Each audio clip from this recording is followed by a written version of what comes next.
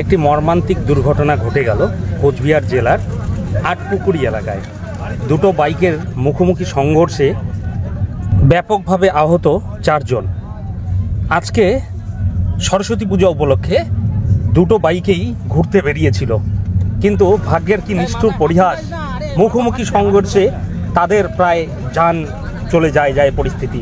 প্রত্যেকেরই কম বেশি মাথায় আঘাত লেগেছে এবং দুজনের পা একদম ভেঙে টুকরো হয়ে গিয়েছে।